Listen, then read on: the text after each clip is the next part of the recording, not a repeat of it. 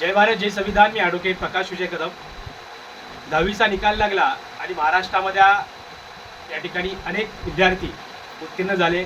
कोणाला 100 पैकी 100 गुण मिळाले. पण नीलम कातकरी नितळस गावामध्ये राहणारी राज्यस्तरीय आणि जिल्हास्तरीय कुस्ती आणि त्याचबरोबर अभ्यास दोघांचा समतोल साधत तिला त्या ठिकाणी 55% मार्क मिळाले. एका आदिवासी समाजातून येणारी, जिचे वडील नाही, आई राब राबते, आजी तिच्यासाठी कष्ट घेते, अशा हालअपेष्टा सहन करून या सर्व अडचणीवरती मात करत नीलमने त्या ठिकाणी हे यश मिळवलेलं आहे.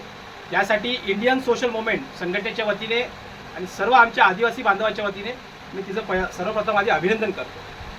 खऱ्या अर्थाने आदिवासी समाजाला आता एक गोष्ट लक्षात घेणं फार गरजेचं आहे की भारतरत्न डॉक्टर बाबासाहेब आंबेडकर असं म्हणतात की शिक्षण हे वाघिणीचं दूध आहे.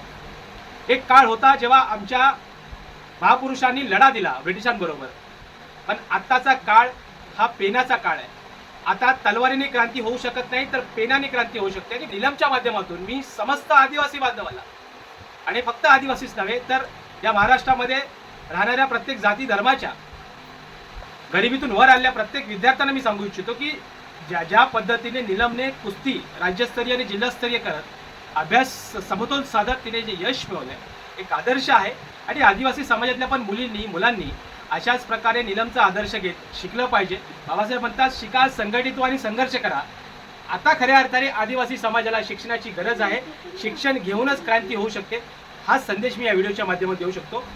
तिला जे यश मिळालेलं आहे त्या यशामागे तिच्या आईचं, तिच्या आजीचं आणि तिच्या समस्त कुटुंबाचं जो हातभार लागलाय, त्यासाठी त्यांचंही मी अभिनंदन करतो. जय भारत.